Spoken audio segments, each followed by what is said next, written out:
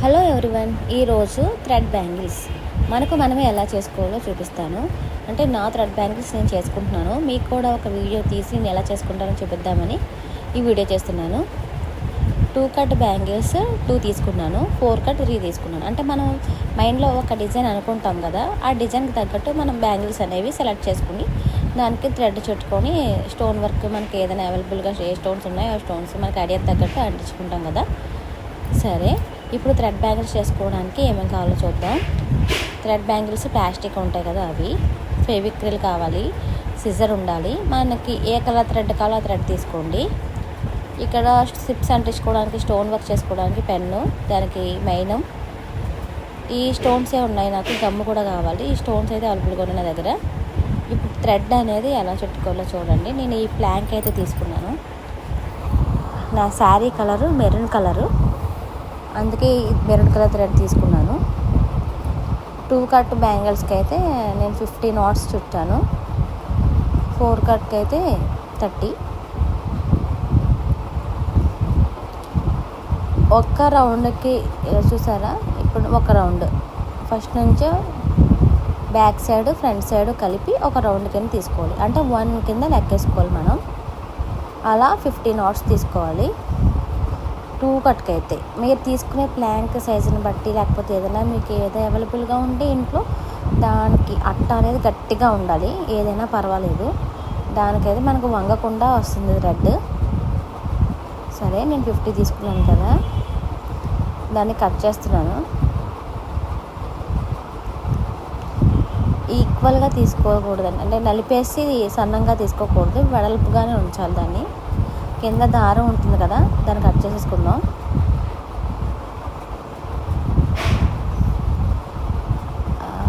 Thread అనేది ఇప్పుడు బ్యాంగిల్కి గమ్ము రాసి అంటించుకోవాలండి.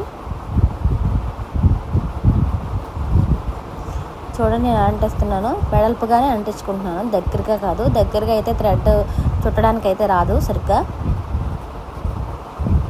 ఆ గమ్ అనేది ఆరిపోయేంత వరకు ఆ బ్యాంగిల్ని కలపకండి, పక్కన పెట్టేసుకుందాం. ఆరిపోయాక చుట్టుకుందాం.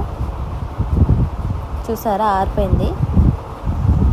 ఇప్పుడు నేను చుట్టుకుంటున్నాను. ఎలా చుడుతున్నానో చూడండి. మనం చాలా ఈజీగా చేసుకోవచ్చు ఇంట్లోనే థ్రెడ్ బ్యాంగిల్స్.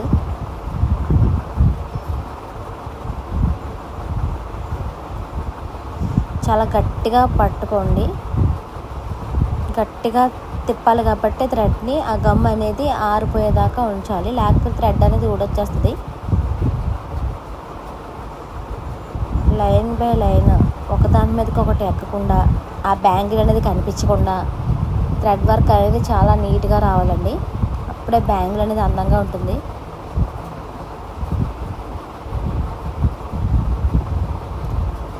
చూస్తున్నారు కదా,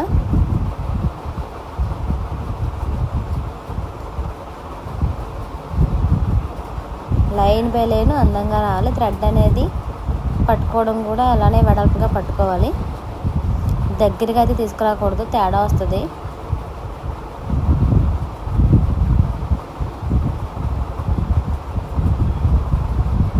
అలా బ్యాంగిల్ అంతా చుట్టేసుకోవాలండి. బ్యాంగిల్ అంతా చుట్టేసుకున్న తర్వాత దాన్ని కూడా కట్ చేసి గమ్ పెట్టేసి అంటించేసుకుని పక్కన పెట్టుకోవాలి. అది కూడా ఆరిపోయిన తర్వాత మనం ఏమైనా స్టోన్ వర్క్ చేసుకోవాలనుకుంటే స్టోన్ వర్క్ చేసుకుంటే అలా ఉంచేసుకున్నా పర్వాలేదు. మీరు అలా అనుకుంటే అలా చేసుకోవచ్చు బ్యాంగిల్ని. ఇప్పుడు 2 కట్ బ్యాంగిల్ కూడా అంటించేసి వదిలేస్తాను. అది ఆరిపోయిన తర్వాత అది కూడా చుట్టుకోవచ్చు.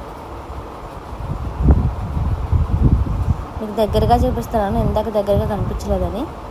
థ్రెడ్ చూసారా ఎలా అంటించాను, అలానే పట్టుకుని అంటించండి, అప్పుడే థ్రెడ్ వర్క్ అనేది బాగా వస్తుంది.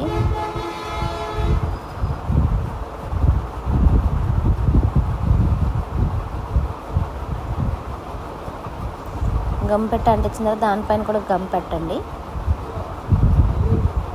అది పక్కన పెట్టేసుకుని వేరే బ్యాంగిల్కి మనం థ్రెడ్ తీసుకుని నాట్స్ పెట్టుకుని చేసుకోవచ్చు. నేను ఇలా తయారు చేసుకున్నానండి నాకు కావాల్సిన బ్యాంగిల్స్ని.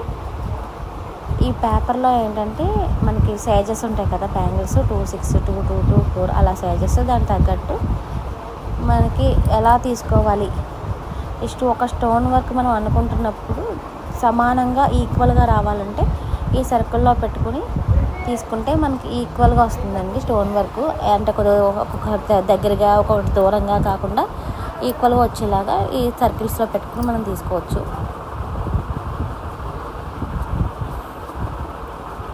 నేను గమ్ అంటించేసుకుంటున్నాను ఈక్వల్గా రావాలని. ముందర నాకున్న స్టోన్స్ నేను బయటకి వెళ్ళడానికి లేదండి, నాకు చిన్న పాప కదా, దానికి 2 months, అందుకే బయటకు వెళ్ళి సెలెక్ట్ చేసుకునేంత లేదు కాబట్టి నాకున్న స్టిప్స్తోనే నేను థ్రెడ్ బ్యాంగిల్స్ అనేవి చేసుకుంటున్నాను. సింపుల్గా చేసుకుందామని చేసుకుంటున్నాను. గమ్ అంటించేసాను కదండి, ఇప్పుడు స్టోన్స్ అంటిస్తున్నాను. అంటే శారీ మొత్తం మెరూన్ కలర్, శారీ మొత్తం మెరూన్ కలర్ అండి. స్టోన్ వర్క్ సిల్వర్ ఏం తీసుకున్నానంటే సిల్వర్ వర్క్ మాత్రమే ఉంటుంది, దాని మీద కట్ వర్క్ ఉంటుంది, ఇంకే కలరు లేదు, కాంబినేషన్ కూడా లేదు, ఓన్లీ మెరూన్ కలరే. స్టోన్కి గమ్ ఎక్కువ పెట్టండి, లేకపోతే ఊడిపోతాయి. ఆరేంత వరకు ఆ గాజులను అయితే కదపకుండా చూసుకోండి, ఎవరు తీయకుండా చూసుకోండి.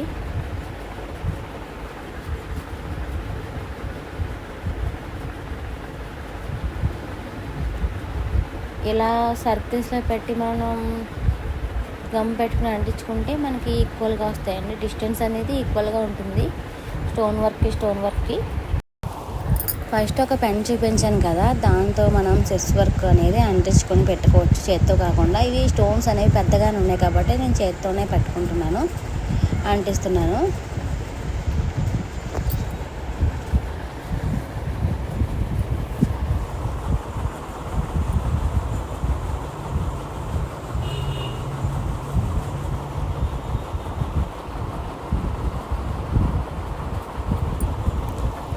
చూసారు కదా, చేత్తోనే బాగానే వస్తుంది.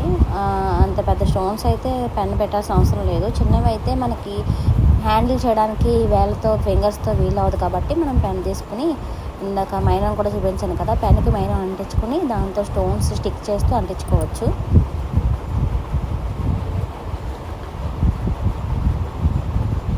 నేను ఒక్కదాన్నే తీసుకుంటున్నాను వీడియో, అంతే వీలు అవ్వట్లేదు మీకు చూపించడానికి. ఒక చేత్తో సెల్ పట్టుకుని ఒక చేత్తో నేను గమ్ము రాసుకుని అంటించుకుంటున్నాను. మీకు దగ్గరగా చూపిద్దాం ఎలా అంటించుకుంటున్నాను స్టోన్స్ అనేవి. స్టోన్స్ బయట తీసుకోవడానికి వీలు అవ్వలేదు, నా దగ్గర ఇవే ఉన్నాయి కాబట్టి వీటితోనే ఏదో సింపుల్గా చేసేసుకుందాము, బయటకు వెళ్ళలేను కదా అని చేసుకుంటున్నాను. చూసారు కదా స్టోన్ వర్క్ అనేది ఎంత నీట్గా వచ్చిందో. ఇంకా గమ్ము ఆరాలి, బాగా ఆరే వరకు ఆ గాజుని అయితే డిస్టర్బ్ చేయకుండా పక్కన పెట్టేసేయండి. స్టోన్ అనేది జాగ్రత్తగా నీట్గా అంటించుకోవాలండి, తర్వాత బాగా ఆరిపోయిన తర్వాత అయితే బాగోదు, మరి తీసి అంటించుకోవాలి. 4 కట్ బ్యాంగిల్స్కి అయితే ఈ స్టోన్స్ ఉన్నాయి, ఎలా అంటించుకోవాలా అని సెట్ చేసుకుని ఇలా బాగుంది కదా సింపుల్గా మధ్యలో అని ఇలా తీసుకున్నాను డిజైన్ అనేది. చూసారు కదా నా బ్యాంగిల్స్.